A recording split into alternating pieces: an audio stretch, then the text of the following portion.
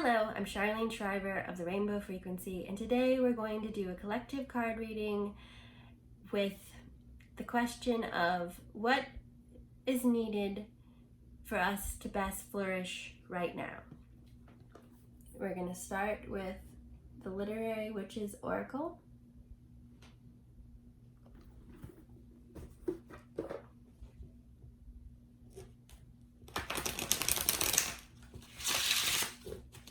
Oh, first, let's show you. They're just absolutely stunning cards. I love them. And I wish you could tell, but there's a bit of a texture to them, so they feel really nice in your hand.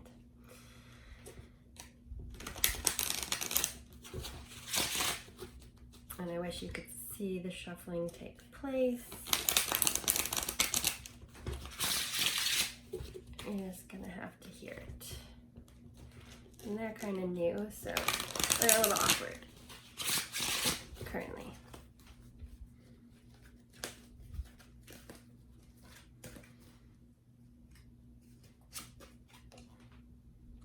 And then bear with me so I can stay tidy and not get all twitchy because it gets a mess. All right. We got Anne Carson, the Intellect. Oh, this is a good card for right now. I probably always say that. But right now, a lot of what we need to be releasing is our mind's patterns that it has that they're there to help keep us safe to our mind, but really they can be limitations. There are times where fear is very important. It keeps you alive. But then there are a lot of times where your mind, oops, sorry, I kicked you. Our mind, when it's something we really want, can be like, don't do it, oh, and you're like, you gotta power through that. So, she's holding this volcano. Don't let your mind become this destructive, hot lava overflowing thing of rage and anger. Let it know when it's time to okay, I hear you. Let's let that go. And then, what is true? What is real? Instead of in this land of surreal terrain, it is a bit morbid. So sorry for those who might not like this imagery, but it's speaking of that need. In order to see clearly, you have to have that third eye and also your heart, see in the space of your heart and your soul.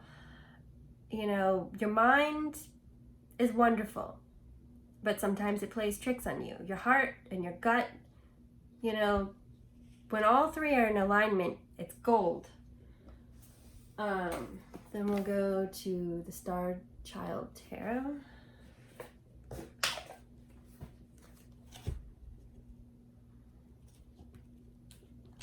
Discernment, your own inner knowing,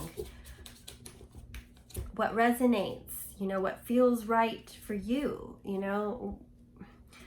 I love the saying my dad always would say to me, it takes all kinds. It's an ecosystem for a reason. He didn't say that part, but it is. It's an ecosystem for a reason. We need to all work together and get our minds to not be in that space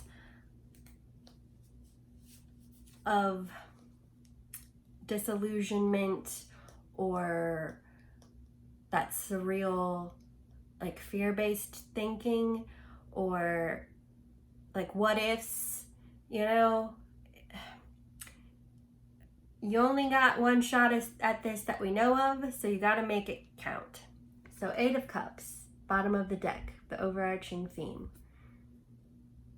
It speaks of,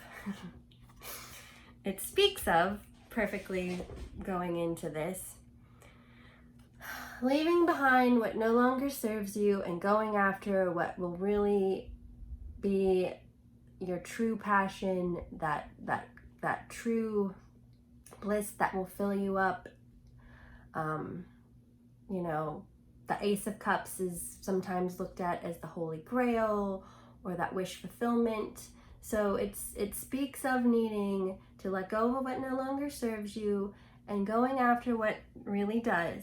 And that will sometimes, when you decide to go down this path, it will trigger some fears, you know? So that's what I'm saying in that card. Like,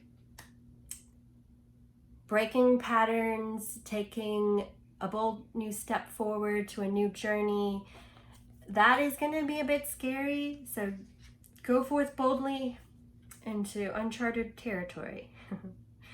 Then we have, it's awesome. I love it when it's just so clear. You're having a transformation moment.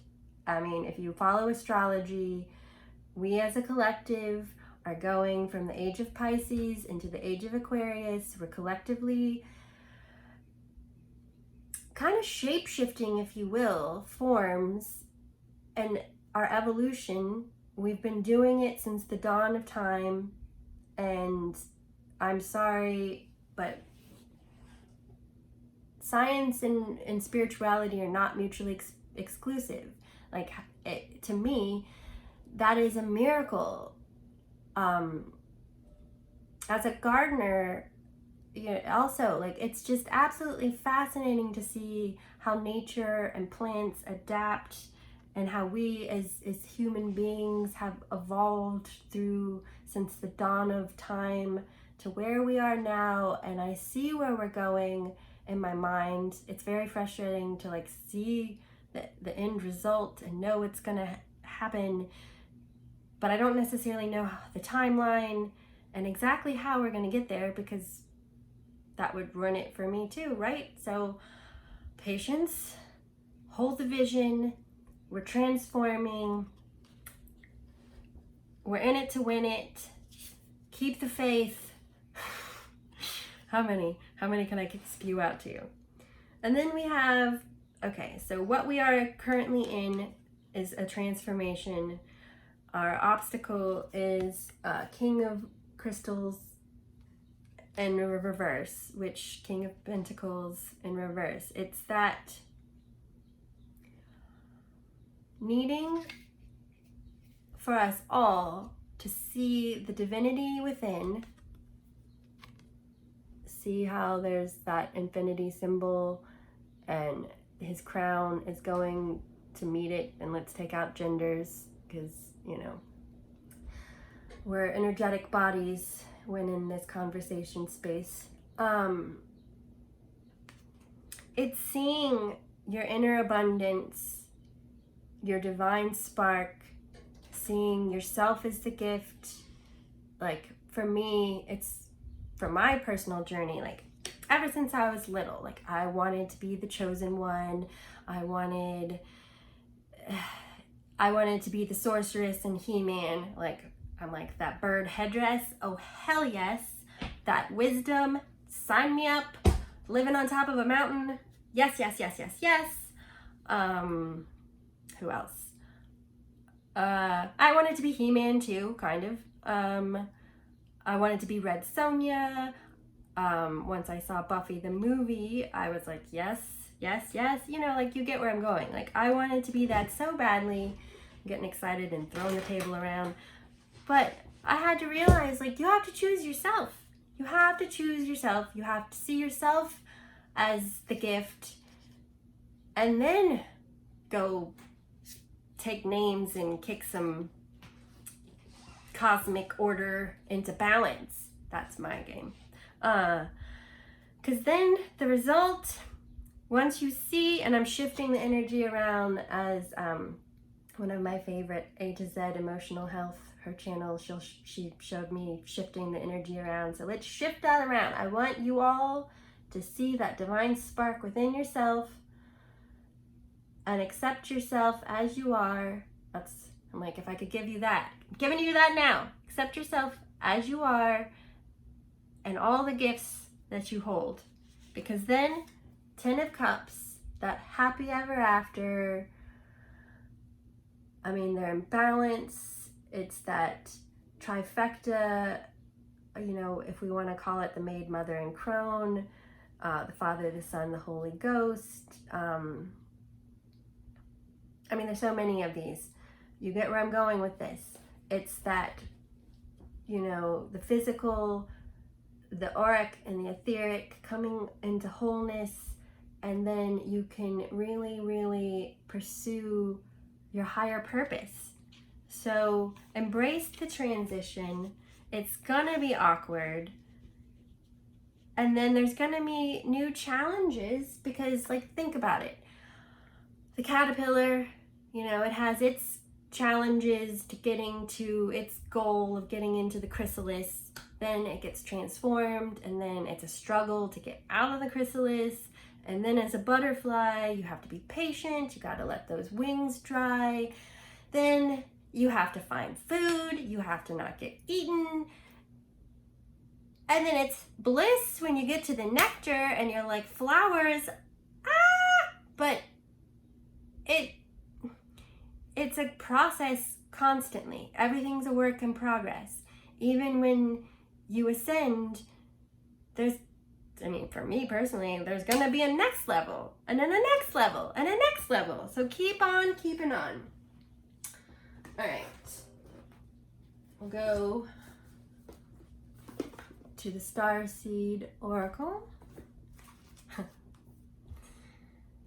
A lot of times my guides, my helpers speak to me in song, and they do love the 80s, as I was born in 77, so we making a mess. All right. Yes. Whew. Soul chills. I remember soul plan, the fated life versus the destiny life. This is about free will. This is one of my favorite subject tie-ins. You know, science has shown that we carry memories from past ancestors within our DNA. You know, animals, that's evident for them as well. So, you know, whether it's reincarnation, whether it's past ancestral memories, it's in your file cabinet. It's there. You know, the human brain, we only use a small percentage of it. And part of that, I believe, is, you know, our intuitive gifts. A lot of times people that I work with have anxiety or like stress disorders, and it's because they haven't realized that they have empathic abilities or different gifts. I'm not saying all mental illness can be explained away that easily, but at the same time, like, knowing yourself, knowing how you operate is one of the best assets that you can have. Like if you're gonna have a toolkit, like, know yourself and what gifts you have and work with it. So, you know, sit with yourself. You know, what we love, those are clues. You know, what we're good at innately, those are clues. You know, tap in. On my journey, we want another one of those. Okay. On my journey, part of it was I don't have the best biological family history close up to tie into. So I looked to my DNA to know more about myself. I was having illness around the digestive tract, so I was looking to see. Okay, yeah. I was looking to see if I had celiac, and then I found I had gone from thinking I was mostly German, Spanish, perhaps Native American, to some German, Native American, and then a whole other like expansive around the world collection of peoples, where I was so excited to have that community of history in my veins. And then I looked at my astrology like birth chart, and then it was like, holy crap, like everything down to some of my personal relationship struggles with my family have been like right there. So it's just like, know yourself, you know, tap into that toolkit. And then we got fall into my arms, surrender, holding the opposites, extremes of life. You know, for me personally, it isn't about duality. It's about multifacetedness, and it's surrendering to your multifacetedness, to your contradictions, to your, you know, like there are parts of us that we look at and we value, and then there are parts that we shove away. And it's bringing into wholeness all of those parts with a sense of value that is this, that true abundance. I make it sound so easy. It's not easy. It isn't easy whatsoever. Oh, see? I can't even stay on track. One of my favorite decks, the Wild Unknown Archetypes deck. Sorry. Show you. They're fun.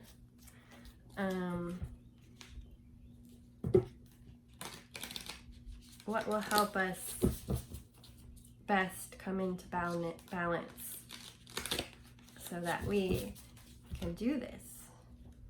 A little subset question for the reading.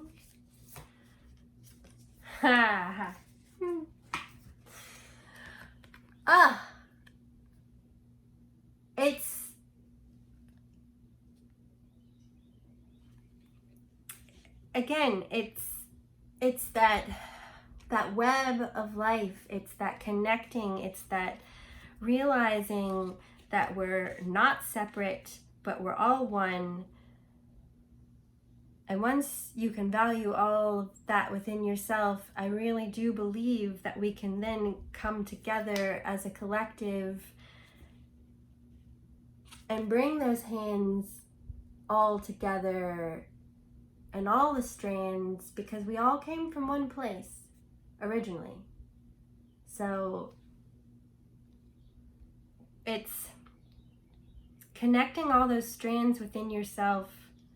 Like, I've recently felt like a kitten that was playing with this ball of string, and then all of a sudden I've just been like completely like entangled with, and I'm like, what the hell is all this? Like almost in a cat's cradle of like, what is this? Actually, no, I'm in the mess of the string, and eventually I'm gonna put it into the cat's cradle, and it's gonna really break my brain. But right now I'm just like in all the strings, needing to like get my fingers to hold all of them.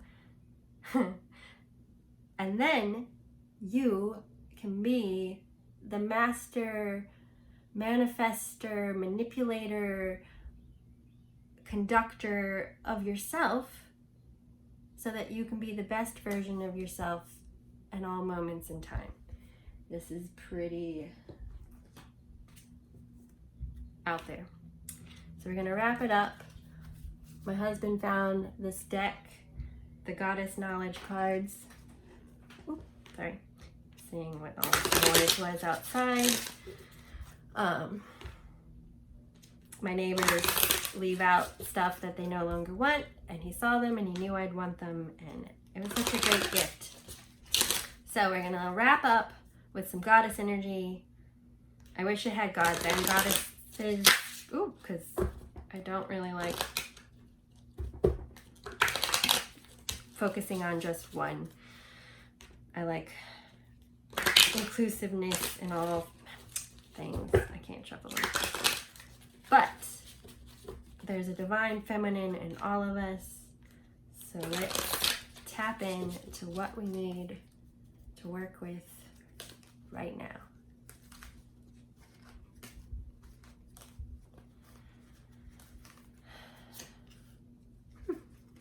Wait.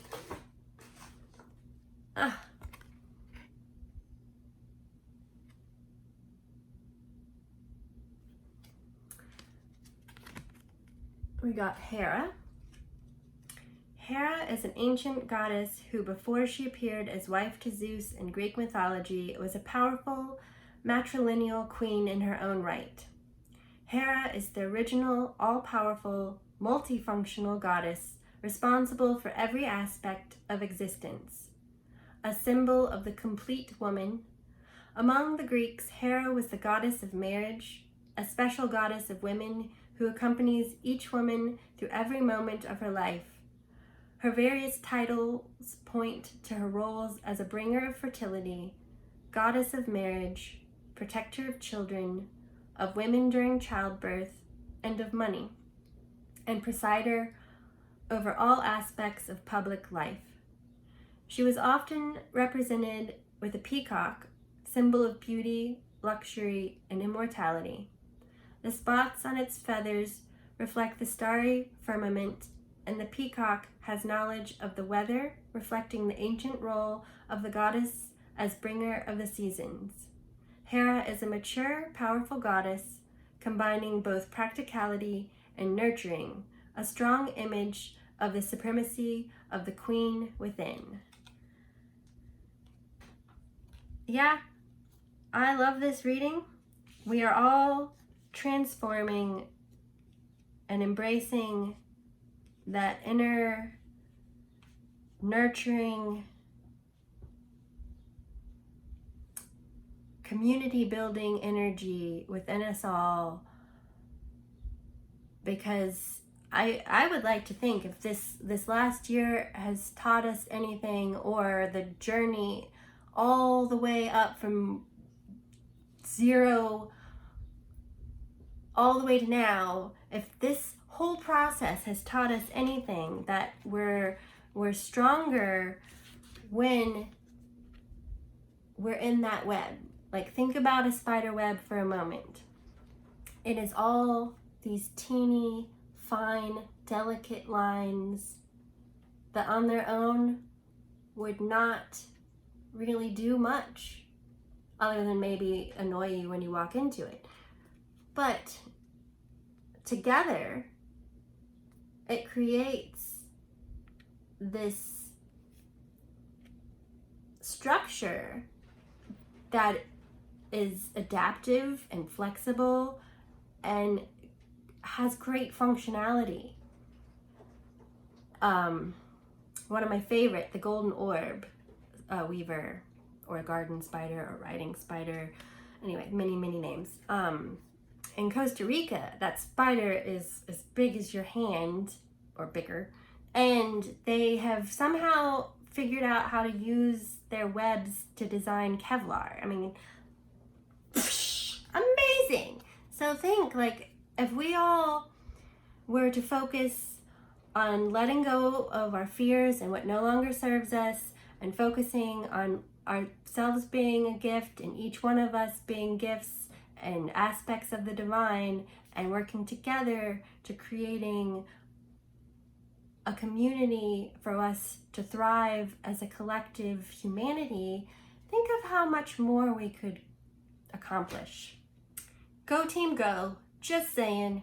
Just think on that. I would like to see that come to fruition. Take what resonates. Best of luck. My card readings also have some energy healing elements, so please go forth, drink water, take care of yourself. Best of wishes. Be well. All my love.